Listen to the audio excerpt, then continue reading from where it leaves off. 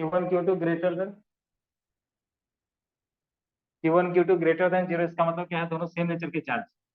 अगर Q1 Q2 less than 0, तब के लिए क्या था सिचुएशन, कुछ याद? क्या था?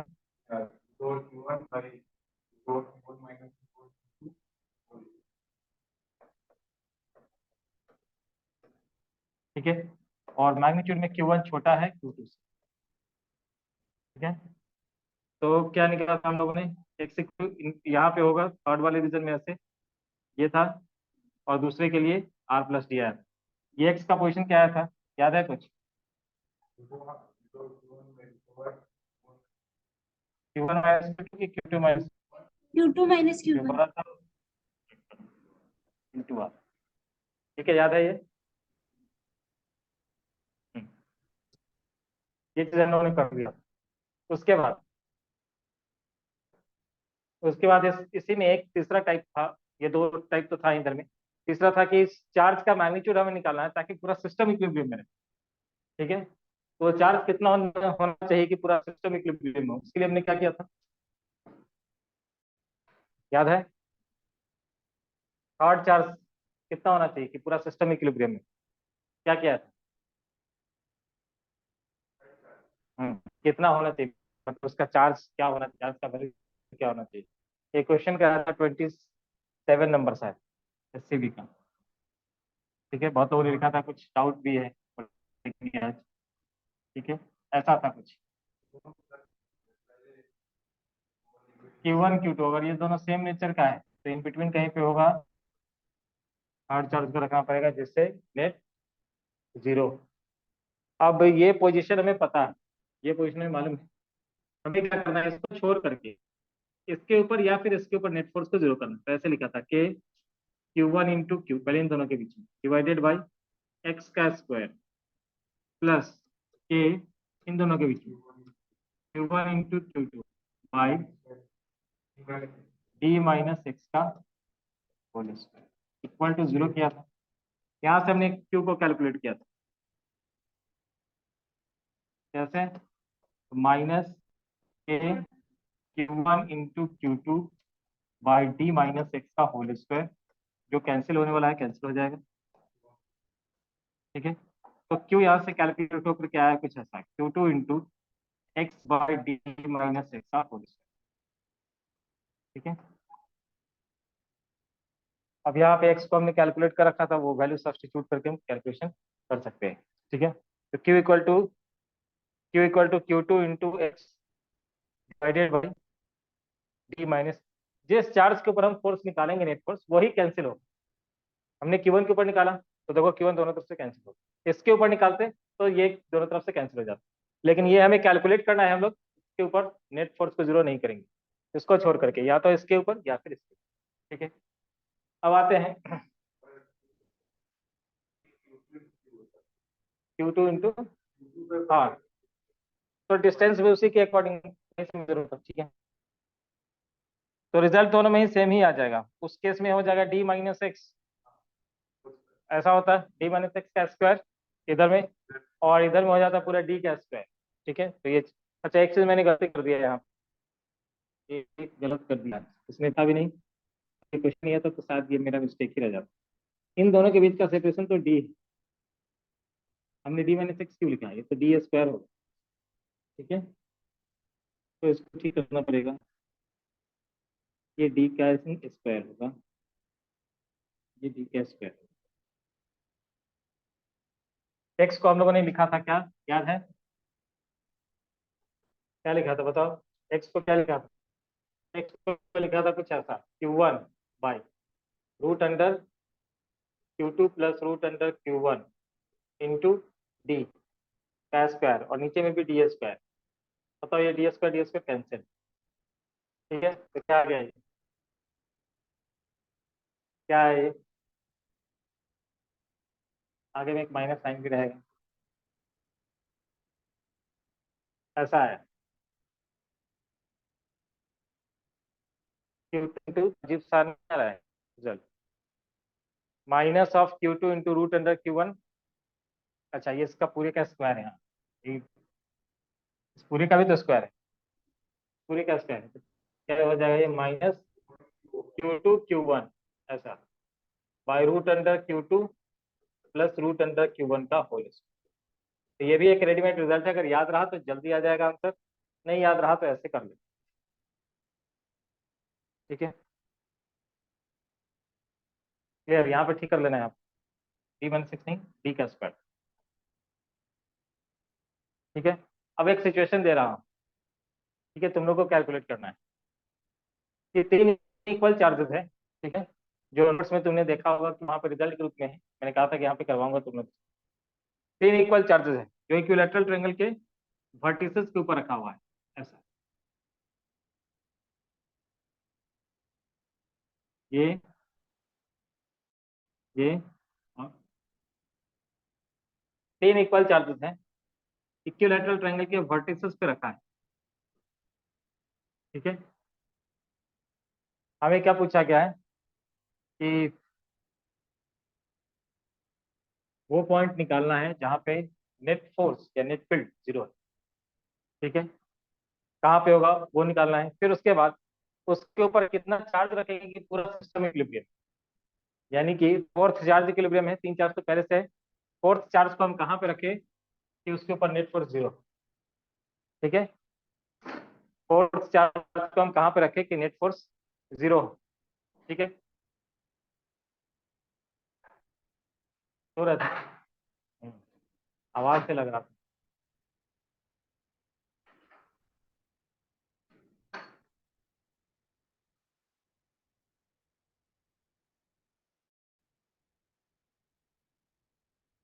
शुरू में सबसे पहले इसने कहा था कि एक दिन में नहीं हो सकता क्या पूरा क्लास एक ही दिन आना पड़े, एक ही दिन में कोई दिक्कत नहीं, मुझे कोई दिक्कत नहीं, तुम लोग डिसाइड कर लो वो डेट, डेट और दिन डिसाइड कर लो, ड्यूरेशन इंक्रीज करके करा दूंगा, कोई दिक्कत नहीं। ठीक है, इन बाद ही मत कहना कि नहीं अब एक ज्यादा हो रहा है ठीक है, अब सुन लो यहाँ पे क्या है सिचुएशन कि अगर सिमेट्री बेस्ड चीज हो, ज्यादातर केस में वो सिमेट्रिकल ही पूछेंगे। ठीक है, सिमेट्रिकल का तो इक्विलैटरल ट्रायंगल है और चार्जेस ये सब इक्वल सिमेट्री है, हर तरह का सिमेट्री है। तो जब भी ऐसे सिचुएशन में मतलब सिमेट्री बेस्ड क्वेश्चन पूछे और तब तुम्हें पूछे कि वो पॉइंट बताओ जहाँ पे नेट फोर्स जीरो हो, ठीक है, तो वो हमेशा सेंट्रॉइड होता है, हमेशा। लेकिन ध्यान रखना है, नहीं कि आप आधा इंफॉर्मेशन लिया कि सेंट्रॉइड पे, अब यहाँ पे अगर मैंने माइनस क्यू कर दिया नहीं होगा। ठीक है, तो ध्यान रखना है कि अगर ये पूरा का पूरा सिमेट्री हो, हर तरह का सिमेट्री हो, तो सेंट्रॉइड ही वो पॉइंट है जहाँ पे नेट फोर्स जीरो हो। इक्विलैटरल ट्रायंगल भी है, तो उसके बाद एक जैसा चार्ज भी है, हर तरह का सिमेट्री, तो इसका सेंट्रॉइड पे ही नेट फोर्स जीरो हो। ठीक है, ये एनसीईआरटी का क्वेश्चन भी है, क्योंकि सब लोग को एनसीईआरटी भी साथ में लेकर के चल रहे हैं। ये एनसीईआरटी का क्वेश्चन भी है, लेकिन बहुत ही अजीब तरीके से क्या हुआ यहाँ पे, ठीक है, दिखा दूंगा। तो अभी अभी के लिए जान लो ये इन्फॉर्मेशन कि अगर सिमेट्री है, लिखना है लिख लेना है इधर में। ठीक है, सिमेट्री बेस्ड अगर जब भी क्वेश्चन पूछा जाए, सिमेट्री बेस्ड कहने का मतलब जैसे इक्विलैटरल ट्रायंगल दे दिया, कोई स्क्वायर दे देगा, फिर पूछेगा उसके सबके ऊपर सारे वर्टेक्स के ऊपर एक जैसा चार्ज है, कहाँ पे थर्ड चार्ज को रखे कि सिस्टम इक्विलिब्रियम में हो, तो उस केस में भी हम लोग कहेंगे कि third fourth fifth charge equilibrium अगर है वहां पे, तो वो उसके इंटरसेक्शन डायगोनल के इंटरसेक्शन पॉइंट पे वही सेंट्रॉइड। ठीक है, सेंट्रॉइड के ऊपर ही नेट फोर्स जीरो होगा। ठीक है, अब इसका रीजन क्या है, ये तो हम लोग समझ लिए कि चलो सेंट्रॉइड के ऊपर नेट फोर्स जीरो होगा, क्या है लॉजिक इसका, तो सोच कर देखो, ये वाला जितना भी डिस्टेंस है, ये डिस्टेंस भी उतना ही है, हाँ या नहीं, और ये डिस्टेंस भी उतना ही, तीनों डिस्टेंस एक जैसा है, इक्विलैटरल ट्रायंगल है, इसलिए ये तीनों डिस्टेंस एक जैसा ही होगा। ठीक है, तीनों से इसका लेंथ एक जैसा ही है। अब बताओ यहाँ पे अगर मैं चार्ज क्यू को रखता हूँ ऐसे, ये इसको पुश कर रहा होगा ऐसे, ये पॉइंट हो गया, इस पॉइंट के ऊपर एक इस डायरेक्शन में फोर्स होता है, ये इसको पुश कर रहा होगा इस डायरेक्शन में, एक ऐसे लग रहा है। ठीक है, और एक लग रहा है ऐसे ऊपर से नीचे की तरफ ऐसे। ठीक है, एक पॉइंट के ऊपर या एक चार्ज के ऊपर तीन फोर्स लग रहा है, और इस पूरे को इसमें हर तरह का सिमेट्री है, इसलिए एंगल भी सिमेट्रिकल ही होगा। ठीक है, अब ये वेक्टर का क्वेश्चन हो गया। एक प्लेन के अंदर तीन वेक्टर, इक्वल वेक्टर, और तीनों 120 डिग्री पे अगर इंक्लाइन हो तो उसका रिजल्टेंट हमेशा ही 0 होता है। कैसे कैसे? तो तीन वेक्टर के लिए एडिशन का रूल क्या है? पॉलीगन लॉ, कि पहले दो का रिजल्टेंट और उस रिजल्टेंट के साथ तीसरे का रिजल्टेंट। ठीक है, तो एक काम करते हैं, पहले इन दोनों का रिजल्टेंट निकालते हैं। ये दोनों एक जैसा फोर्स है, सब में तो एक जैसा है डिस्टेंस, और ये तो मैं इसको एफ लिख देता हूँ, उसको भी एफ लिख देता हूँ। ठीक है, यानी कि F1 भी एफ है और जो F2 है वो भी मैग्नीट्यूड वाइज एफ है। दो इक्वल फोर्स और दोनों के बीच का एंगल कितना? 120। देखो इन दोनों का रिजल्टेंट मैं निकाल रहा हूँ। F1 square F2 square plus 2 F1 F2 cos 120। ठीक है, ये एफ आर का स्क्वायर, या एफ आर नहीं कहेंगे, रिजल्टेंट तो बाद में निकलेगा। हाँ हाँ, मैं यहाँ पे एफ प्राइम लिख दे रहा हूँ, एफ प्राइम का स्क्वायर लिख दे रहा हूँ। समझ में आया? रूट होना चाहिए था मैंने स्क्वायर के, रूट ऐसे खींचने से ज्यादा आसान है स्क्वायर को कैरी करना। ठीक है, अब ये सब F1 F2 सब तो एफ ही है।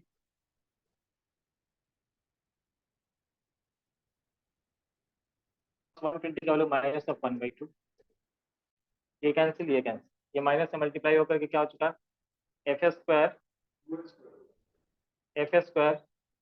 Minus F square. तो एफ प्राइम भी कितना आ चुका है? एफ प्राइम भी आ चुका है एफ, मैग्नीट्यूड वाइज तो एफ ही आया। अब एंगल कितना है इसका? दो फैक्टर के बीच का, जैसे ये दो फैक्टर है, हम लोगों ने पढ़ा होगा, ये फैक्टर ए, ये फैक्टर बी, ये इसका हो गया रिजल्टेंट। तो रिजल्टेंट आर को हम क्या लिखते हैं? ए प्लस बी, और इसी को मैग्नीट्यूड वाइज हम लोग ऐसे लिखते हैं, A square B square plus 2 A B cos theta. Theta क्या होता है? यहाँ का एंगल, टेल टू टेल, मतलब इसको, इस वेक्टर को अगर आगे शिफ्ट कर देंगे तो दोनों के टेल के बीच में कितना angle? Angle between the vector. ठीक है, तो ये एंगल थीटा था। लेकिन सिर्फ आर बताने से काम नहीं चलता, हमें ये भी बताना पड़ता है कि ये कहाँ पे है, इंक्लिनेशन क्या है। तो फर्स्ट वेक्टर के साथ इसका एंगल भी निकालना पड़ता है, तो हम लोग करते ऊपर से परपेंडिकुलर से डाल देते हैं। राइट एंगल ट्रायंगल में tan अल्फा को कैलकुलेट करते हैं, जो कि अगर ये बी है तो ये बी साइन थीटा है, और डिवाइडेड बाई ये ए है और ये बी कॉस थीटा है, तो A plus B cos theta. तो tan अल्फा को हम लोग क्या लिखेंगे? tan alpha equal to F sine theta divided by F plus F cos theta. और थीटा कितना है पता है हमें? 120 डिग्री।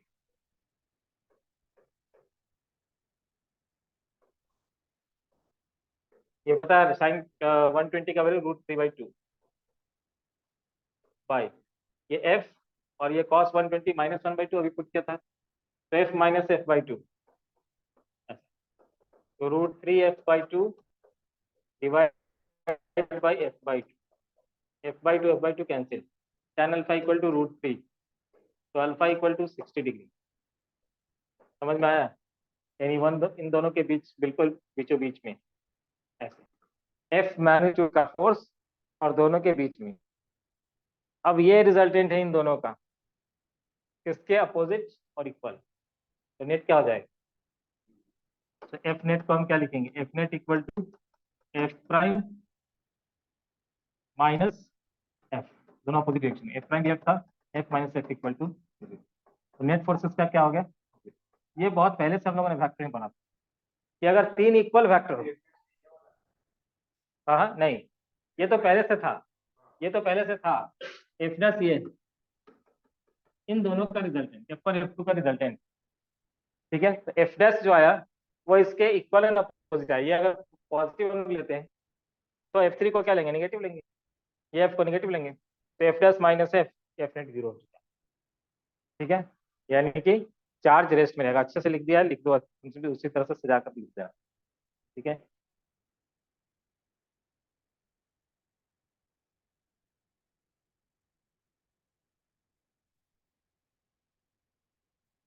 अब ये हमेशा काम करेगा। ठीक है, ये यूनिवर्सल है, इसको तुम अपना नोट बना कर लिख सकते हो। If three equal forces are acting at an angle of 120 degree, are acting at an angle of 120 degree, and all forces are coplanar, एक ही प्लेन में हो, then F net equal to 0. Three equal forces and all are inclined at 120 degree. Forces या three equal vectors कह सकते हो, ठीक है.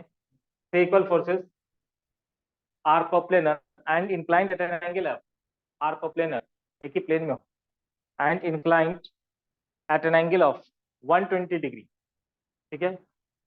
Then net force equal to 0.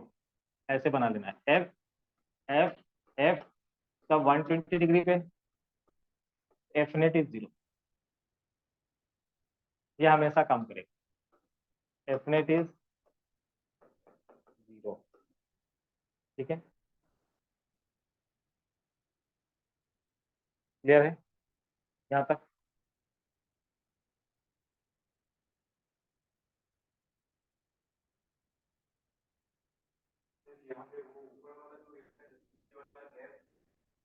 नीचे वाला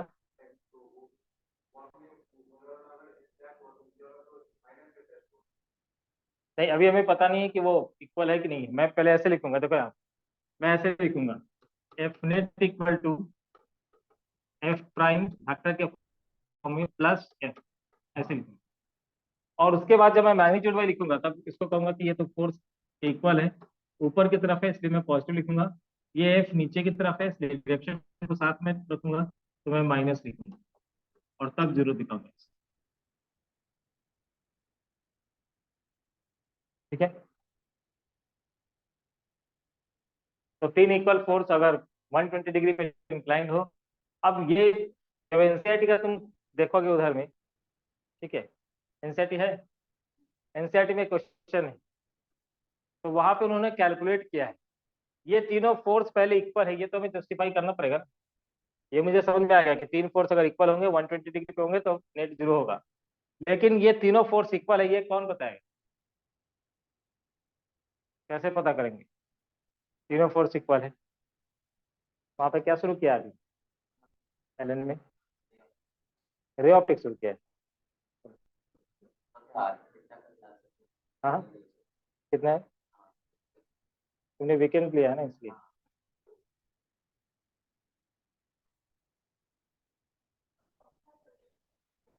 हाँ, एनसीईआरटी लाए हो या नहीं लाए? निकालो. एनसीईआरटी के अंदर ये वाला क्वेश्चन है. और आगे जाओ. ये रहा हो 1.6, ठीक है, 1.6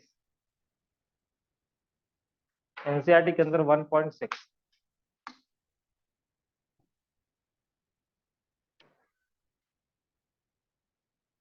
पेज नंबर बता दो, पेज नंबर कौन सा है? एनसीईआरटी जिनके पास बुक है पेज नंबर कौन सा है? 15, 16, पेज नंबर 16.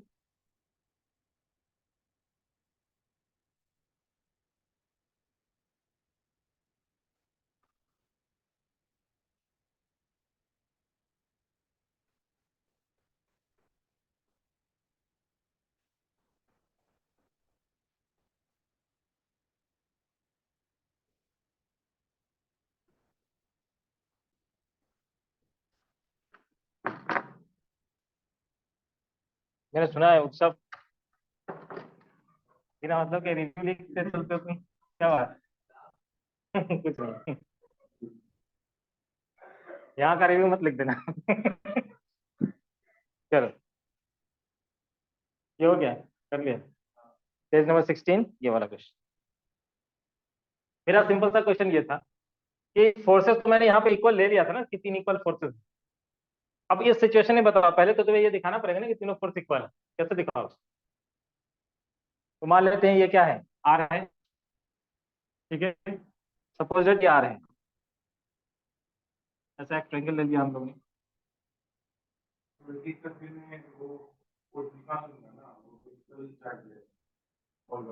इसके ऊपर क्यू था, इसके ऊपर क्यू था, इसके ऊपर क्यू, ठीक है. अब हमने यहाँ पे सेंट्रॉइड के ऊपर क्यू चार्ज को रखा,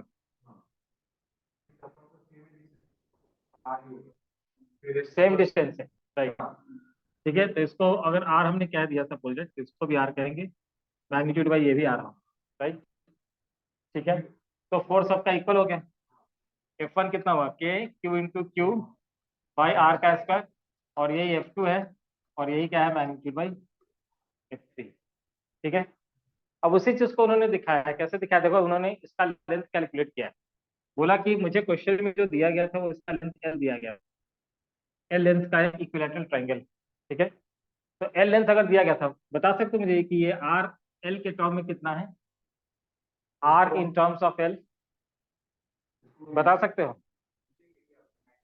are in terms of L कितना है, R in terms of L, L के टर्म में ये आर कितना है, कैसे निकालेंगे? तो मैथमेटिक्स हमारे पास अभी टूल है,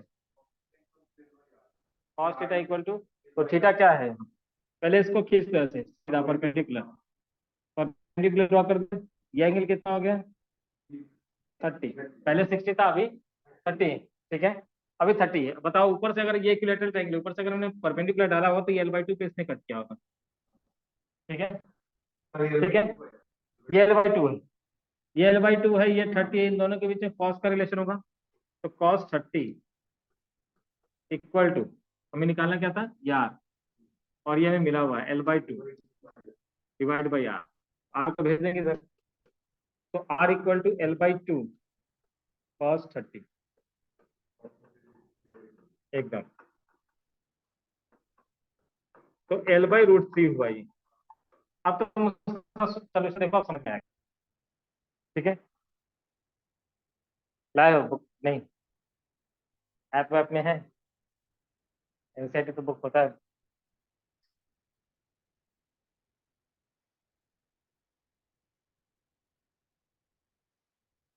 ये वाला डायग्राम दिखाया, ये फोर्स ऐसे लगा रहा है, ये इसको F1 का उन्होंने ये फोर्स ऐसे लगा रहा है, ये वाला फोर्स ऐसे लगा रहा है। ठीक है, अब उन्होंने फोर्स F1 को कैलकुलेट किया, देखो यहाँ पे ये दिख रहा है तुम्हें कैसे, ये थ्री ऊपर कैसे चला है, कैलकुलेट करते हैं हम लोग यहाँ से। F1 क्या हो गया, K Q into Q by R, और आर हमने निकाल रखा है L/√3 का स्क्वायर, समझा ना, ये 3 चला गया ऊपर, के को लिख दिया 4πε0। ठीक है, Q into Q by L का स्क्वायर, अब समझ में आया? हाँ, पेज नंबर बता दो कौन सा है समझ में। रिऑप्टिक्स क्यों शुरू किया? नहीं, मैं तुमसे पूछूंगा, मुझे पता है क्यों किया, क्योंकि अभी उनका एडमिशन ऑन गोइंग, और रे ऑप्टिक्स ऐसा चैप्टर है, ये अगर स्टार्ट कर देना तो इसका थोड़ी, वो फिर उसको पूरा मैग्नेट तक उसको दिक्कत होता रहेगा। और रे ऑप्टिक्स ऐसा चैप्टर है जो तुम्हें 9th 10th जो पढ़ा है उसी को थोड़ा एक्सटेंड करते कर करके पढ़ाएंगे। तो रे ऑप्टिक्स अगर इधर उधर हो भी गया तो कोई फर्क नहीं पड़ने वाला, चल ठीक है। लेकिन स्कूल में तो तुम्हारा चल रहा है, स्कूल के साथ ही है क्या वो, इंटीग्रेटेड प्रोग्राम नहीं है ना तुम्हारा? हाँ, मैंने सुना है, इंटरनल न्यूज मुझे मिला है कि तुम्हारा स्कूल जो है वो एलन के साथ इंटीग्रेटेड प्रोग्राम को लेकर के आ रहा है। मुझे लगा शायद तुम्हारा भी उसमें है क्या, तुम चिनार पार्क जाते हो पढ़ने? हाँ, चल, तुम लोगों ने क्वेश्चन नहीं किया कि फर्स्ट पे नहीं क्यों किया? तुम्हारा तो राइट है ना क्वेश्चन पूछना, नहीं क्वेश्चन पूछना तो स्टूडेंट का राइट है कि नहीं, है ना तुम्हारा राइट? हाँ, तो समझ गए थे। हमारा स्कूल में ये हो रहा है, ये क्यों करा रहा है, किसी ने कुछ नहीं पूछा। चलो, ये हो गया, समझ में आया? पहला चीज, इन्होंने फोर्स को क्यों लिखा था, क्लियर हुआ ये चीज? डायरेक्शन लिख दिया उन्होंने, ओ से ए किलो, तो इसका डायरेक्शन किधर की तरफ, तो डायरेक्शन इधर की तरफ, इसका इधर की तरफ है, इसका इस तरफ है, और दोनों के बीच का एंगल 120 डिग्री। तो बाकी का कैलकुलेशन हम लोग उसी बेस पर करेंगे। ठीक है, सबका फोर्स इक्वल है, देखो यहाँ पे पहले सारे फोर्सेस को दिखाया, उसका डायरेक्शन दिखाया, और फिर रिजल्टेंट को कह दिया कि रिजल्टेंट इसका 0 हो गया, कि जो दो का रिजल्टेंट आया वो तीसरे वाले की इक्वल है अपोजिट आ गया, इसलिए डेफिनेट इज 0। ठीक है,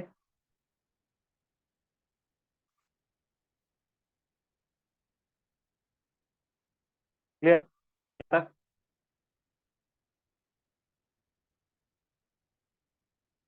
अब अभी क्वेश्चन मेरा बाकी है इधर, क्वेश्चन क्या है, ये तो था कि बताओ कि वो तीसरा पॉइंट कहाँ पे जहाँ पे नेट फोर्स जीरो है।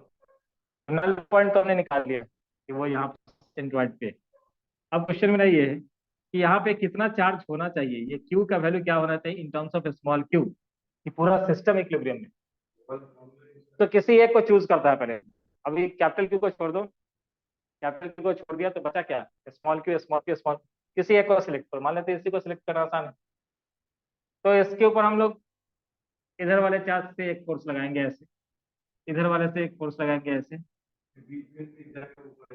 तो इन दोनों का जो रिजल्टेंट होगा, ये थर्ड चार्ज उस रिजल्टेंट के अपोजिट फोर्स लगाएगा। ठीक है, तो पहले इन दोनों का रिजल्टेंट कैलकुलेट कर लेते हैं हम लोग। क्या होगा बताओ, इसको हमने F1 लिख दिया, ये F2, तो यहाँ पे F1 कितना है, या चलो F1 F2 यूज कर चुके हम लोग, F1 F2 F3, F4 लिख देते हैं ऐसे, F5। F4 कितना है, K Q into Q, Q square by L का स्क्वायर, यही है। और F5 भी मैग्नीट्यूड वाइज इतना ही। ठीक है, दो फोर्स और दोनों कितने एंगल पे, 60। रिजल्ट बात के बाद में पहले इन दोनों का हम लोग रिजल्ट निकालने के लिए दोनों के बीच एंगल 60। तो दो इक्वल फोर्स और 60 डिग्री पे इंक्लाइन होते कितना होता है, मुंह पे होना चाहिए, √3F होता है। कैसे, F square into F square into क्या हो जाएगा ऐसा, F square plus 2F² into cos 60। और cos 60 का वैल्यू कितना हो, 1/2। तो 3F², 3 इंटू F², इसका रूट निकालना है, तो √3F। लेकिन इतना टाइम नहीं होगा, एकदम ये सब चीज पता होना चाहिए।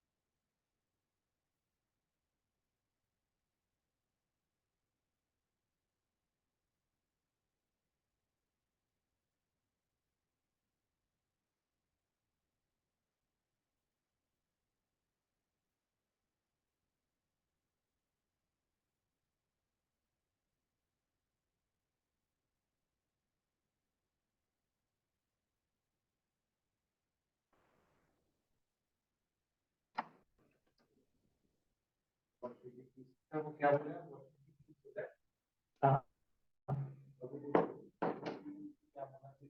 हाँ, मैंने ये पूछा what should be the value of Q so that the system be in equilibrium. System equilibrium में होना चाहिए, पूरा सिस्टम इक्विलिब्रियम में होना चाहिए। मैं एक चार्ज की बात नहीं कर रहा, मैं पूरे सिस्टम, मतलब ये चार्ज सब इसको हमने क्लैंप किया है, ये सबको बांध करके रखते हैं। हाँ, पूरा रेस्ट में रहेगा, हार्ड तो हमने क्लैंप कर दिए। क्या सोच रहे हैं, कैसे, वही तो सोचना है कैसे, कौन सा, ये ये मैंने कहा कि इन दोनों का रिजल्टेंट जो होगा वो √3F होगा। ठीक है, एफ क्या है, एफ हमने कैलकुलेट किया था KQ² बाई L², ये है।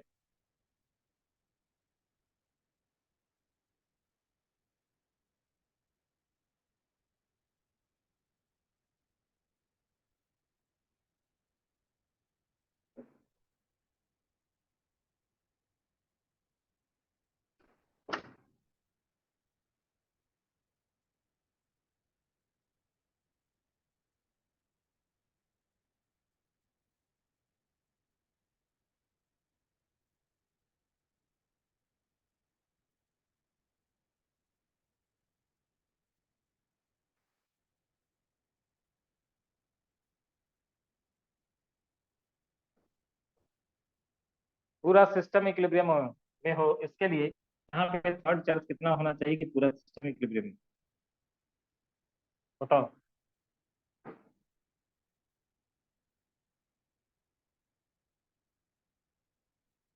तो पहले हम लोग क्या करेंगे, पहले हम करेंगे इधर में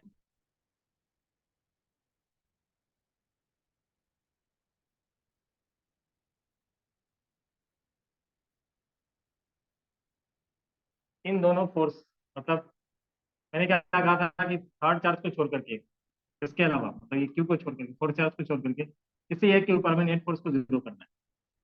तो मैंने ये चार्ज को सिलेक्ट किया क्यू को, इसकी वजह से फोर्स ऐसे लग रहा है, इसकी वजह से फोर्स ऐसे लग रहा है, और वो फोर्स कितना लग रहा है, F4 कितना है, के Q square by L square, और F5 भी इतना ही, दो इक्वल फोर्सेज हैं।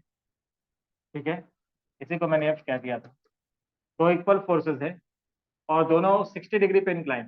तो कैसे निकालते हैं, root under F² + F² + 2 × F F² into cos 60, cos 60 की वैल्यू 1/2 कैंसिल, ये हो चुका है F²,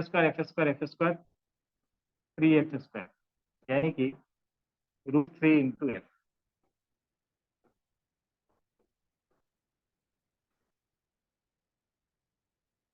ठीक है, √3 × F, और F की वैल्यू कितनी है, k²/L², तो √3 × k²/L², ये तो हो गया F'।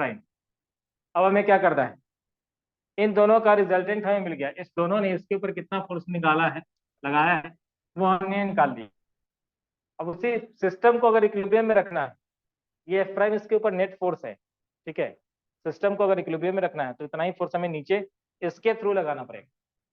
तो अब प्रॉब्लम कहाँ पे आ गया, ये वाला डिस्टेंस कैलकुलेट करना पड़ेगा। हमने पहले कैलकुलेट कर रखा है L/√3, याद है ना, याद रखना, ये सब रिजल्ट, ये बहुत काम का होगा, बार बार ये कैलकुलेट नहीं करेंगे। अगर इक्विलैटरल ट्रायंगल है तो सेंट्रॉइड से वर्टेक्स का जो डिस्टेंस होता है वो L/√3 होता है। ठीक है, तो L/√3, तो अब मैं क्या लिखूंगा, नया वाला जो फोर्स है F', इसको लिख रहा हूँ, F'= K Q into Q, Q by L/√3 का होल स्क्वायर, यहीं पर जाकर के 3 × K Q बाई L का स्क्वायर हो चुका है। अब बताओ इन दोनों का सम क्या होगा, 0 होगा। वेक्टोरियल अगर हम सोचेंगे, या तो दोनों के मैग्नीट्यूड पे इक्वेट कर दो, तो यहाँ पे माइनस साइन लगा देना, क्योंकि अगर ऐसे हमने कंसीडर किया है नीचे आते हुए, तो इसका मतलब ये नेगेटिव होगा, तभी नेगेटिव चार्ज में सिंक करता हुआ आ जाता है। देखते हैं, तो √3 × K² / L² plus K × Q by 3 और ये L² = 0, यहाँ से इक्वेट करना, यहाँ से Q को निकालना।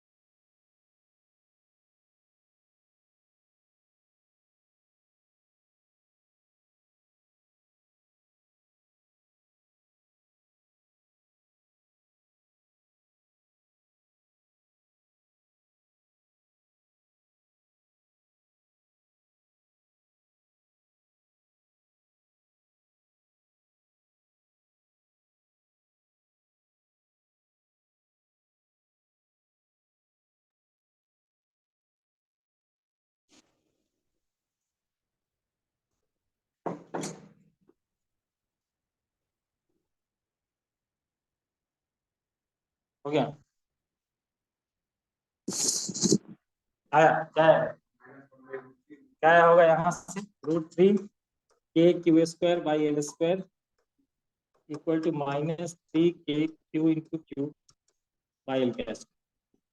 ये कैंसिल, ये कैंसिल, ये के कैंसिल, क्यू से ये क्यू कैंसिल, और ये क्या हो चुका है? कैपिटल क्यू हमें निकालना था, ये √3 नीचे आ जाएगा, तो Q equal to √3 sorry √3 Q by 3, ये कैंसिल होकर के -(क्यू/√3). तो -(क्यू/√3) चार्ज यहाँ पे रखते हैं तो ये पूरे सिस्टम को भी इक्विलिब्रियम में रखते हैं। ठीक है, क्लियर? एक और क्वेश्चन, सेम चीज, इक्वल है तो अलग अलग कैलकुलेट करना पड़ेगा। अलग अलग कैलकुलेट करने का मतलब इसका रिजल्टेंट निकालो और उस रिजल्टेंट जो भी आएगा उसको इसके साथ प्लस करके 0 कर। जनरली उतना बड़ा क्वेश्चन नहीं पूछेंगे, वो क्वेश्चन को इजी करने के लिए वो सिमेट्री बेस्ड क्वेश्चन पूछते हैं। ठीक है, लेकिन अगर पूछा तो वही करना पड़ेगा। अच्छा, एक और इसमें, है? अगर यही कोई स्क्वायर होता, ठीक है, और सिमेट्री बेस्ड कैलकुलेशन अगर हमें करना है तो सबके ऊपर इक्वल चार्ज को ही रखेंगे। तो ये भी हमें पता है कि उसके सेंट्रॉइड के ऊपर नेट होगा वो 0 होगा। लेकिन अब क्वेश्चन यह है कि सेंट्रॉइड के ऊपर कितना चार्ज रखेंगे कि पूरा सिस्टम इक्विलिब्रियम। अब देखो यही चीज तुम्हें वहां पे लिखा गया था, नोट्स में देखना, नोट्स में यही था ना कि अगर 3 चार्ज इक्वल है इलेक्ट्रॉन के वर्टेक्स पे है तो सिस्टम इक्विलिब्रियम होने के लिए क्यू -(क्यू/3) होगा, क्यू/√3 होगा। ये था उधर में, ये इसका कैलकुलेशन। ठीक है, तो कैलकुलेशन लिख लेना उधर। नेक्स्ट उसी तरह से एक और रिजल्ट लिखा हुआ है उधर में, एक और रिजल्ट है, क्या है कि अगर स्क्वायर है और स्क्वायर वर्टेक्स के ऊपर एक जैसा चार्जेस है, ठीक है, तो नेट जो होगा वो 0 कहाँ पे होगा? सेंट्रॉइड पे होगा। कितना चार्ज रखेंगे कि नेट उसका 0? ये नेक्स्ट क्वेश्चन, इसमें नहीं है, वो नोट्स में जाना पड़ेगा। नोट्स, नोट्स में रिजल्ट लिखा हुआ है, यहाँ पे मैं डिराइव करके कुछ वही चीज दिखा रहा हूँ, इसलिए इसको नोट करना जरूरी है, बहुत जरूरी है। हाँ, फलक बताओ उसमें ओपन कर, इलेक्ट्रोस्टैटिक वाली। है? ये उसमें नोट्स में जाना पड़ेगा। हाँ हेलो, सुन रहा हूँ, बोलो। सर जेई में भी सिमेट्रिक ही आता है सिर्फ, मतलब जैसा आपने इसमें बोला कि लॉन्ग नहीं करेंगे तो इसलिए सिमेट्रिक ही दिया करेंगे क्वेश्चन, तो जेई में भी ऐसे ही होगा? जेई का क्वेश्चन तो पूछेगा तो सर कैसा कैसा क्वेश्चन है इस बार, जो क्वेश्चन आया है ना जेई मेंस में, ठीक है, 100% आएगा इस बार। हाँ, इस बार जो जेई मेंस का क्वेश्चन इतना इजी क्वेश्चन पूछा गया है, ठीक है, इस बार फिजिक्स में वैसे सिंपल क्वेश्चन जो होगा वैसा ही पूछा जा रहा है अभी। ठीक है, आप एक्सेप्शनली एक दो क्वेश्चन कुछ डाल दे वो अलग अलग बात है, लेकिन जेई के लिए ही करा रहा हूँ तुम्हें, निश्चिंत रहो। ठीक है सर।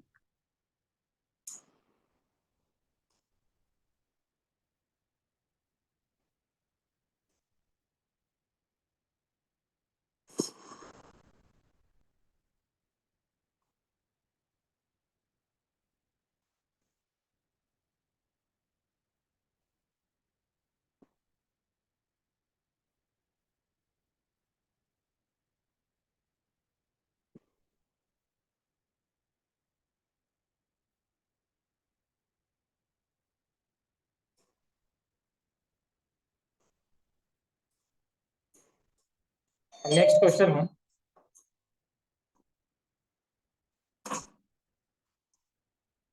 नेक्स्ट क्वेश्चन है कि अगर ये ऐसा होता, एक स्क्वायर होता सपोज, ठीक है, ये एक स्क्वायर होता है,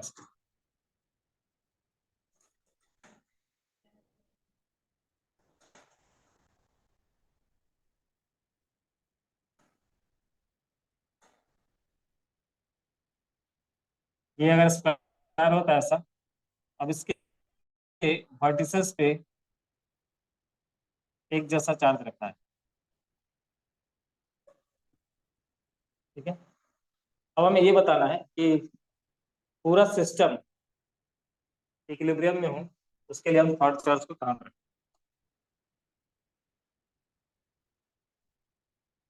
थर्ड चार्ज को बीच में रखेंगे वो तो पता है, लेकिन बीच में तो रखेंगे, लेकिन थर्ड चार्ज कितना होना चाहिए कि पूरा सिस्टम इक्विलिब्रियम।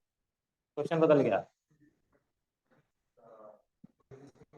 किसी एक को सिलेक्ट करेंगे, इन चारों चार्ज में से किसी एक को सिलेक्ट करेंगे और उसके ऊपर बाकी सारे अरेंजमेंट के लिए नेट फोर्स निकालेंगे। तो एक ऐसे पुश कर रहा होगा, एक ऐसे पुश कर रहा होगा, इन दोनों का जो रिजल्टेंट होगा कैसा है, एक जस्ट फोर्स है ना, तो बिल्कुल बीच से जाएगा बाइसेक्टर ऐसे, और उसी बाइसेक्टर के लॉन्ग ये तीसरा वाला फोर्स भी लग रहा है, देख रहा है, इसी बाइसेक्टर के लॉन्ग ये तीसरा वाला फोर्स। तो इन दोनों का जो रिजल्टेंट होगा उसके साथ हमें इस वाले फोर्स को भी ऐड करना पड़ेगा, वो होगा नेट फोर्स। समझ में आ रहा है? नहीं, इक्वल टू जीरो नहीं। अभी हमने क्या किया, इन दोनों का रिजल्ट इसी लाइन में है जिस लाइन में ये थर्ड वाला फोर्स लगा रहा था, तो इसका भी हमें ऐड करना पड़ेगा।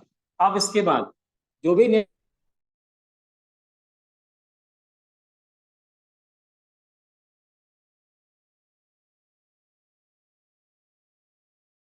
ऐड इतना तक किया, ये इस चार्ज के ऊपर फोर्स, ठीक है।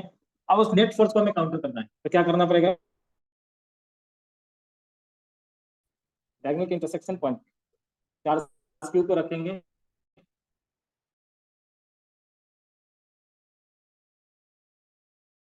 ये तो हमें पता है पूरा था, और उसका हाफ यानी कि L/रूट वाला, ये वाला ऐसे था, डायगोनल कितना होगा √2 और उसका हाफ कर रहे हैं, तो क्या हो जाएगा L/रूट L/रूट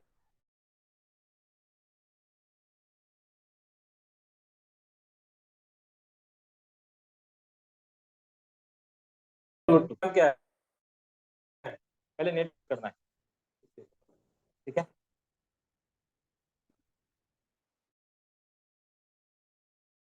कैलकुलेट करके बताओ, ट्राई करो।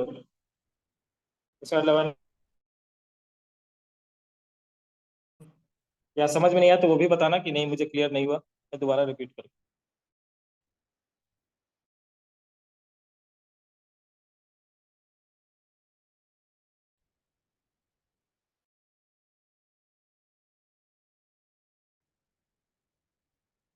करना क्या था, एक एक करके पहले समझते हैं। हाँ हाँ, एक एक करके समझते हैं। √2f, चलो हमने एक किसी एक को सिलेक्ट कर लिया है, ठीक है।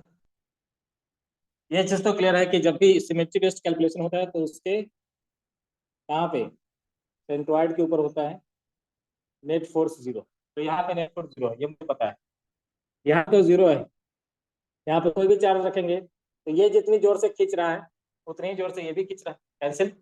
ये जितनी जोर से खींच रहा है उतनी ही जोर से ये भी खींच रहा है, कैंसिल। या पुश कर रहा है, इतना पुश कर रहा है उतना ही ऐसे ये भी पुश कर रहा है, तो कैंसिल होने वाला है। नेट फोर्स यहाँ पे जीरो है, कोई दिक्कत नहीं। नेट फोर्स जब भी सिमेट्री बेस्ड कैलकुलेशन होता है तो नेट फोर्स सेंट्रॉइड के ऊपर ही जीरो होता है, कुछ करने का नहीं है। लेकिन क्वेश्चन हमारा बदल गया कब, जब उन्होंने कहा कि सेंट्रॉइड के ऊपर कितना चार्ज रखेंगे कि पूरा सिस्टम इक्विलिब्रियम। अब ये इस चार्ज के इक्विलिब्रियम की बात नहीं कर रहे, वो कह रहे हैं कि ये भी इक्विलिब्रियम में होना चाहिए, ये भी रुका हुआ रहना चाहिए, ये भी रुका हुआ रहना चाहिए। तो क्या करेंगे, किसी एक को सिलेक्ट करते हैं। मैंने इसको सिलेक्ट किया, जैसे मैंने इसको सिलेक्ट किया, अब इसको छोड़ करके ये दोनों इक्वल चार्ज है, अपोजिट है, दोनों सेम नेचर का चार्ज है, इसको पुश कर रहा होगा रिपल्सन, ये इसको पुश कर रहा होगा रिपल्सन। पहले इन दोनों का निकालते हैं कि कितना है। मान लेते हैं ये लेंथ L है, तो फोर्स कितना रहा होगा बताओ, इसको नाम देते हैं F1, इसको F2। तो F1 का मैग्नीट्यूड कितना, k⁴/L², और F2 का मैग्नीट्यूड कितना, k⁴/L²। ठीक है, यहाँ तक दोनों के बीच का एंगल कितना है, 90 डिग्री। तो रिजल्टेंट F1 कितना हो जाएगा, √2f सीधा, ठीक है, कर सकते हैं। √2f नहीं, अगर किसी को डाउट हो तो क्या करेंगे, F1² F2² + 2f cos 90 देने से पूरा जीरो हो जाएगा। और ये F1 F2 इक्वल है तो f² 2f², और रूट के अंदर में इसलिए √2f, ठीक है। तो f' हो गया √2f, यानी कि √2 इंटू ये चीज, ठीक है। ये आ गया इन दोनों का रिजल्टेंट। इधर कहाँ पे होगा, तो दो इक्वल फोर्सेस है तो एंगल बाइसेक्टर पे होता है, 90 से 90 का बाइसेक्टर कितना होगा 45, तो 45 डिग्री पे है ये। अब ये देखो यहाँ, ये देखो, ये जो फोर्स लगा रहा है ना यहाँ पे, ये भी कितना है, ये भी तो बाइसेक्टर, ये भी तो 45 पे है, यानी कि ये दोनों एक लाइन में। अब हम ये सोच रहे हैं कि इन दोनों का रिजल्टेंट हमने निकाला, लेकिन एक फोर्स मेरा छूट गया, कौन सा, ये थर्ड वर्टेक्स वाला, ये वाला जो इसने फोर्स लगाया है वो तो छूट गया हमारा, हमने तो सिर्फ इसका और इसका रिजल्टेंट निकाला है, ठीक है। वो एफ प्राइम लिखा, एफ प्राइम, और यहां से मैं इसको लेकर जा रहा हूँ एफ थ्री लिख रहा हूँ, एफ थ्री। ये दोनों एक ही लाइन में, लेकिन एफ थ्री है कितना, एफ थ्री कितना है, एफ थ्री कितना है,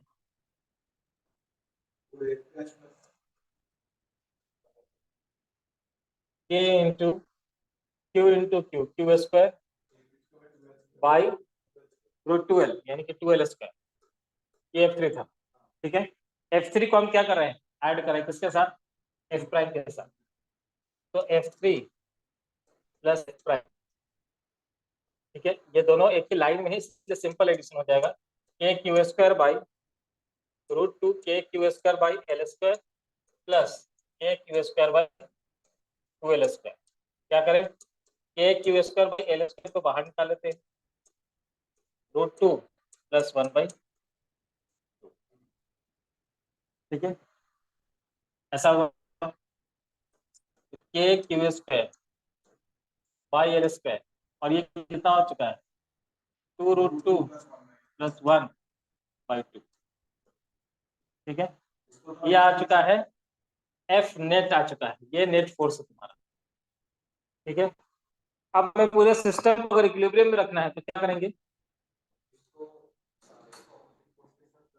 पूरे सिस्टम को अगर रखना है इक्विलिब्रियम में तो क्या करेंगे, हाँ, तो वो अपने आप वो दूसरी तरह माइनस आ जाएगा, यानी कि ये नेगेटिव नेचर का चार्ज होना चाहिए, तभी अट्रैक्शन का फोर्स इधर की तरफ लगाएगा, अगर ये पॉजिटिव होता है तो ये भी रिपेल करता है, तो सिस्टम इक्विलिब्रियम में नहीं आ पाएगा। तो अब क्या करेंगे, इन दोनों के बीच का फोर्स निकाल लेते हैं, ठीक है। एफ फाइव, एफ फाइव हमने निकाल लिया, हाँ, पूरा क्या है, ये पूरा तो हमने निकाल लिया इसके ऊपर कि रेस्ट ऑफ द चार्ज कितना फोर्स लगा रहा है, अब सिर्फ इसका फोर्स निकालना है, ऐड करके जीरो कर देंगे। तो एफ फाइव क्या हो चुका है, के क्यू इंटू, ये वाला डिस्टेंस कितना है, L by root two, L by root two, K Q into Q by L by root two का होल स्क्वायर, हो चुका है कितना, two K into Q by L का स्क्वायर। अब ये एफ फाइव और एफ नेट को ऐड करके कर देंगे हम लोग जीरो। नाउ पूरा सिस्टम इक्विलिब्रियम में, F five plus net equal to zero, तो क्या हो चुका है, two K Q into Q by L square plus K Q square in by L square into two root two plus one by two equal to zero. अब यहाँ से ले जाओ एक तरफ, कैंसिल करो, क्यू की वैल्यू निकालो, अब तो कर लोगे ना। ऐसा ही कुछ होगा, देखो मैच करो पिछले जो वहां पे रिजल्ट लिखा है नोट के अंदर, उस रिजल्ट के साथ मैच करो, ठीक है। यहाँ से हमें इस क्यू को सब्जेक्ट बनाना है, क्यू को निकालना है, तो इसको ले जाओ, कैंसिल होने वाला टर्म को काटो, और फिर इस क्यू को कैलकुलेट करना है, कैपिटल क्यू को कैलकुलेट करना है,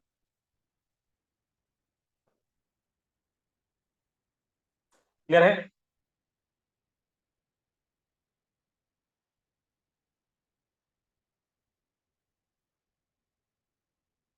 ठीक है, आता है, तो सिस्टम इक्विलिब्रियम का ये समझ में आ गया, ठीक है। चलो अब निकालते हैं हम लोग थोड़ा एस सी वर्मा, ठीक है। कूलम्स लॉ तक हमने किया है, पहले कूलम्स लॉ तक के जो क्वेश्चन है वो लगा लेते हैं, उसके बाद हम आगे बढ़ेंगे।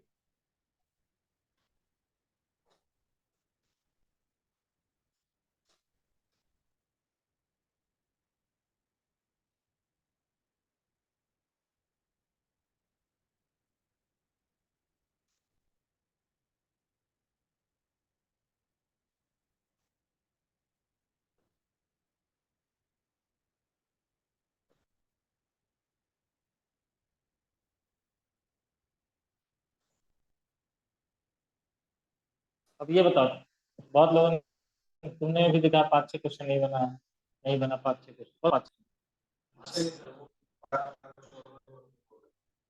वो नहीं हुआ, कर नहीं पाए। हो गया, क्वेश्चन हो गया, क्वेश्चन हो जाना चाहिए था। 1 हो गया, 2 हो गया, 3 हो गया, 4 हो गया, 5 हो गया, 6 हो गया, 7 हो गया, 8, 9, 10, 11, 12, यहाँ तक हो चुका है। 13 हो चुका है। 14 कुछ सब बोल नहीं रहा है, मतलब कुछ भी नहीं किया क्या लग रहा है? हाँ, चाहिए नहीं की तो और भी गलत। हाँ हाँ, तो आज जाने नहीं दूंगा जब तक खत्म नहीं करेगा। यही बैठ के करो सर, मैं रहूंगा, मैं बताने के लिए रहूंगा, लेकिन करना जरूरी है, ठीक है? देखो इसने कर लिया। हाँ, पक्का। चलो। स्कूल कितने दिन जाते हो? रोज जाना पड़ रहा है, तो एक दिन तो निकालना पड़ेगा ना कैलकुलेट करके कि इस दिन एब्सेंट करना है, वो अटेंडेंस के हिसाब से। तुमने कैलकुलेटेड मतलब ये कैलकुलेट नहीं किया कि किस दिन जाने से होगा, किस दिन नहीं जाने से होगा, नहीं किया है। और इतना छुट्टी मार चुका है, उसको छुट्टी नहीं देगा। 11th में इतना छुट्टी कर चुका है कि अब उसको छुट्टी नहीं देगा। चलो ठीक है। धवन ने कहा तक हुआ है, कुछ किया है इधर में या नहीं किया है? सर मेरे 9 तक हुए थे, उसके आगे के नहीं। क्वेश्चन नंबर कहाँ तक? 9। 9? हाँ। 9 तक किया है, तो ये बहुत सारा चीज छूटा हुआ है। तुम लोगों ने कहाँ तक? 14 तक?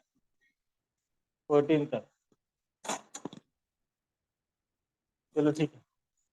14 के बाद से मैं एक बार डिस्कस करता हूँ, ठीक है? काफी अच्छे क्वेश्चन है।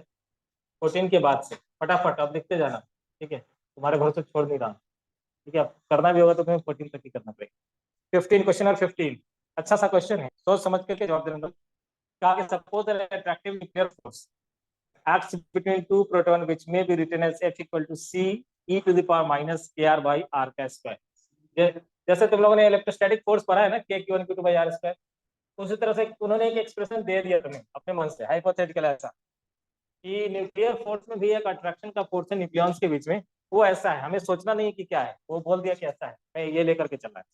क्लियर है? न्यूक्लियस के बीच में, न्यूक्लियॉन्स के बीच में लगने वाला जो न्यूक्लियर फोर्स है वो ऐसा है। अब क्या कहा? Write down the dimensional formula and appropriate SI unit of C and के।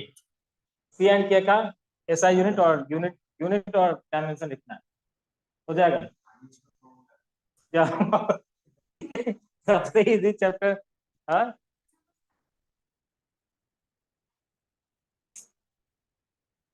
मैं आज तक कोई नहीं पढ़ा डायमेंशन।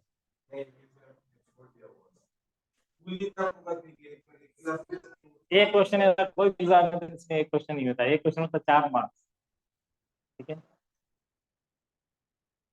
चलो एक काम करो, इसको सब्जेक्ट बनाओ। बेसिक डायमेंशन तो पता है ना, जैसे फोर्स का डायमेंशन, या वो भी नहीं मालूम?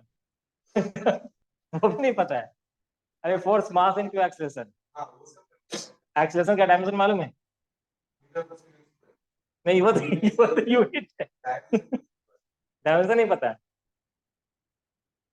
क्या होगा उससे? उससे बहुत बड़ा है डायमेंशन। एकदम M L T minus T to the power minus.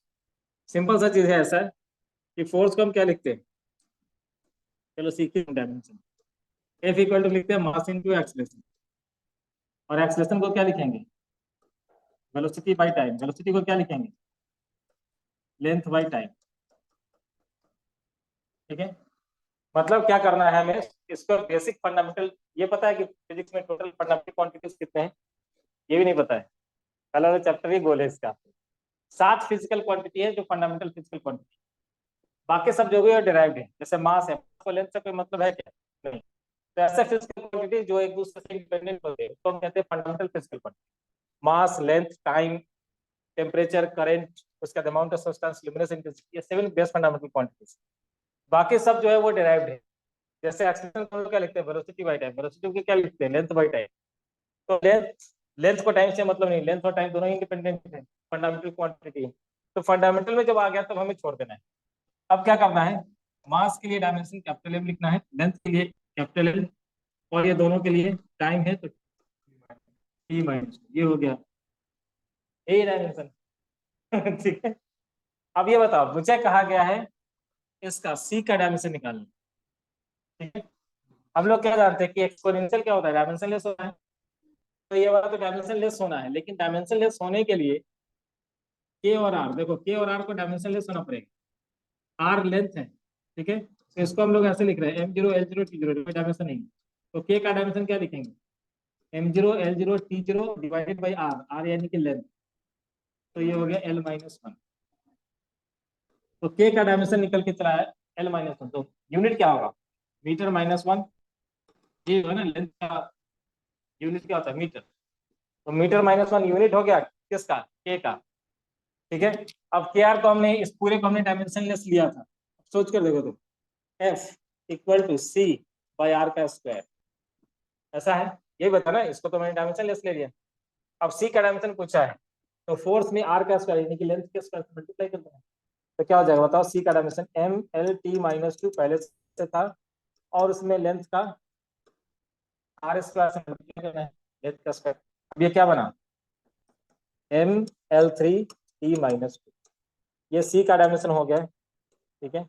और के का डायमेंशन निकलना, यूनिट अगर लिखना हुआ तो यूनिट कैसे लिखेंगे, इसका न्यूटन मीटर स्क्वायर। ठीक है, क्लियर, लिख लो फटाफट।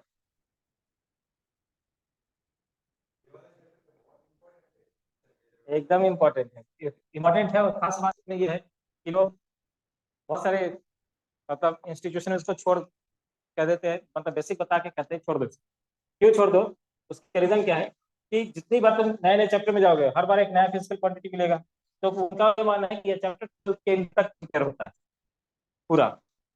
पहले अगर तुम्हें मिल जाएगा, पढ़ना है पहला चैप्टर है यूनिट डायमेंशन, तो पहले जब जाओगे तो बाकी सब बुक जो एस एल अरोड़ा का है या फिर ये सब, उसमें पूरा एक लिस्ट दिया हुआ है।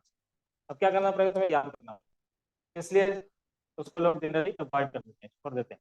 लेकिन ऐसा नहीं है, इसमें बहुत सारा ट्रिक टेक्निक है जिससे बहुत जल्दी याद रहता है, चीजों को याद रखना, रिकॉल करना बहुत आसान होता है। ठीक है। जैसे वो पूछ देंगे कि बताओ म्यू नॉट एप्सिलॉन नॉट का डायमेंशन क्या होगा, mu naught by epsilon not. अब म्यू नॉट का डायमेंशन एप्सिलॉन का डायमेंशन पहले खोजो, उसके बाद इन दोनों का रेशियो का निकालो। लेकिन ये टफ नहीं है, इजी। ठीक है। चलो अगर ऐसा मौका मिले तो मैं तुम्हें ये वाला चैप्टर कर दूंगा। ठीक है, और ऐसा करूंगा तो तुम्हें याद रहेगा, मतलब याद एफर्ट लगाना नहीं पड़ेगा। ठीक है, एफर्ट नहीं लगाना पड़ेगा, क्योंकि बहुत सारा टेक्निक है इधर में याद रखने का इसका। ठीक है। जैसे मैं कहता हूँ पूरा वोल्टेज का कहेंगे कि बताओ डायमेंशन क्या है, वोल्टेज का डायमेंशन क्या है, तो वोल्टेज का बेसिक फॉर्मूला में तुम्हें जाना पड़ेगा। वोल्टेज होता है वर्क डन बाई चार्ज। अब वर्क डन का डायमेंशन क्या होगा, वर्क डन का डायमेंशन फोर्स इंटू डिस्प्लेसमेंट होता है वर्क डन। फोर्स क्या है, एम एल नहीं, M L T minus two, तो M L T minus two, और उसमें एक और लेंथ से मल्टीप्लाई किया तो M L two T minus two, ये वर्क डन। ठीक है, डिवाइड बाई चार्ज। चार्ज के लिए तुम्हें करना पड़ेगा आई इंटू टी, क्योंकि फंडामेंटल क्वांटिटी में करंट को रखा गया है, चार्ज को नहीं रखा गया। चार्ज डिराइव क्वांटिटी, तो चार्ज को हम लोगों ने करंट को कैसे डिफाइन कर रखा है, करंट को डिफाइन किया कैसे, करंट को कैसे डिफाइन किया, करंट को कहते हैं rate of flow of charge, ऐसा कहते हैं। तो क्यू अगर निकालना चाहेंगे तो आई इंटू टी। ठीक है, तो क्यू का जो डायमेंशन है वो ये आई इंटू टी। अब तुमने वर्क का निकाल रखा है क्या, फोर्स इंटू डिस्प्लेसमेंट, फोर्स का कहा कि M L T minus two होता है, इंटू लेंथ एल, ये हो जाएगा M L two T minus two. हाँ, फोर्स क्या होगा M L T minus two. ठीक है, तो M L two T minus two, ऐसा ये वर्क डन कहा गया। वर्क डन बाई चार्ज ये होता है वोल्टेज या ईएमएफ। तो वर्क डन कितना है, M L two T minus two divided by charge, क्या होता है, M L two T minus two, I minus one, और ये टी ऊपर चला गया तो क्या आ जाएगा, टी माइनस थ्री हो जाएगा ये, और आई माइनस वन, ये डायमेंशन निकल के आए। ठीक है, तो ये प्रोसेस करने का, मैं कहता हूँ कि ऐसा मत करो, क्या करने जाओगे तो पूरा टाइम निकल जाएगा। तुम इसने किया है शॉर्टकट वाला क्लास, क्या है ना, भूल गया। ठीक है, मैं कहता हूँ कि रेसिस्टेंस का तुम डायमेंशन याद करो। मैं इसको याद करवा देता हूँ, कौन सा रेसिस्टेंस, मैं कहता हूँ उसको याद करो। Ml2T-3 A-2 या I-2 ऐसा होता है। Ml2T-3 I-2, Ml2T-3 I-2 याद हो गया, अपने बचपन में पढ़ा है क्या, V = I है कि नहीं। अगर ये तुम्हें याद है तो सिर्फ तुम्हें आई इंक्रीज तो करना पाओ, खत्म। आ गया, क्या आ गया, Ml2T-3 I-2 मैच कर, इतना करने की जरूरत नहीं। ठीक है, इसके अलावा भी है बहुत सारा चीज। इंडक्टेंस, कैपेसिटेंस आगे पढ़ोगे। कैपेसिटेंस C = होता है QV, Q = CV, ये तुम लोग को पढ़ना है कैपेसिटर में। Q = CV, C को कहते हैं कैपेसिटेंस। वो कैपेसिटेंस का डायमेंशन निकालो, तो Q का डायमेंशन डिवाइडेड बाय V का डायमेंशन, Q का डायमेंशन IT और V का डायमेंशन क्या हो जाएगा, ये निकाल रखा है। तो ये तो तुम्हें निकालना पड़ेगा। एक और शॉर्टकट टेक्निक है इसका, कि RC = टाइम होता है। RC = क्या होता है, टाइम। अब C का डायमेंशन तुम्हें पूछा गया तो क्या करोगे, मैं ऐसे नहीं करने जाऊंगा, मैं इससे इतना टाइम नहीं लगाऊंगा। मैं सीधा क्या करूंगा, टाइम डिवाइडेड बाई रेसिस्टेंस का Ml2T-3 I-2, ऊपर चला जाएगा ये सब, M-1 क्या हो जाएगा ये L-2, T ऊपर जाकर के T4 I2, मतलब C capacitance, capacitance, R resistance. ठीक है, तो RC = टाइम मुझे पता है, RC टाइम होता है। कुछ चीज का मैं प्रोडक्ट बता दूंगा, जैसे L/G टाइम होता है, √L/G टाइम होता है। ठीक है, तो वो चीज अगर याद रहा, उस चीज को हम यूज करेंगे, तुरंत निकल के चला। अब सोच के देखो, तुम ऐसे कैलकुलेट करो डायमेंशन इसका, तो क्या लिखोगे, IT, ये तो निकाल रखा है, नहीं तो ये भी निकालना पड़ता है, निकाल रखा है अभी, क्या निकाला था, Ml2T-3 I-1, ऊपर ले जाओ, M-1 L-2, T हो चुका है 4, I हो चुका है। बताओ यही आया या अलग आया, ये है ना, यहाँ पे लिखा हुआ है ये। तो टेक्निक है ये, याद रखने का। ठीक है, याद रखने का बहुत सारा टेक्निक है, मतलब तुम्हें एफर्ट नहीं लगाना पड़ेगा। मैं 7 पेज देता हूँ, 7 पेज एकदम नोट्स बना हुआ है, 7 पेज का, जैसे नोट्स तुम लोग को अभी मिला है वैसे 7 पेज का नोट्स मिला हुआ है। और ये 7 पेज करने के बाद तुम चाहे जिसका भी क्वेश्चन बनाना है बना, ये एडवांस भी क्वेश्चन बनाओगे, चुटकी भी नहीं बना तो फिर बताना मुझे। मतलब उसमें बहुत खतरनाक खतरनाक क्वेश्चन है, ये एडवांस का जो क्वेश्चन है वो ऐसे कहेंगे कि बताओ कौन सा रिलेशन सही है, ऐसा लिखेंगे, μ0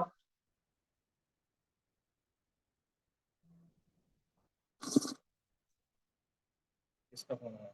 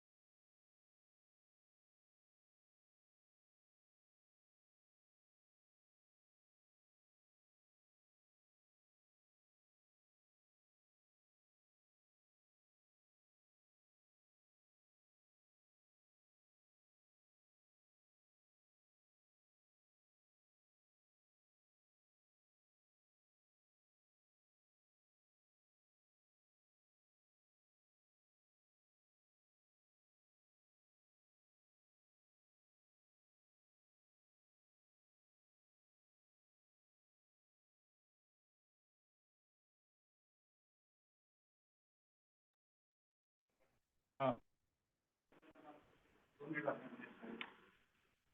आएंगे नहीं क्या,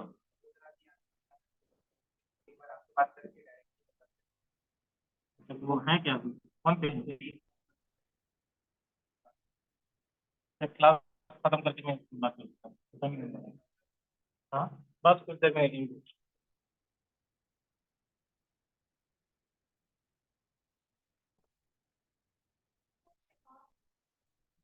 हाँ तो खत्म ही है 5:30 में खत्म करो।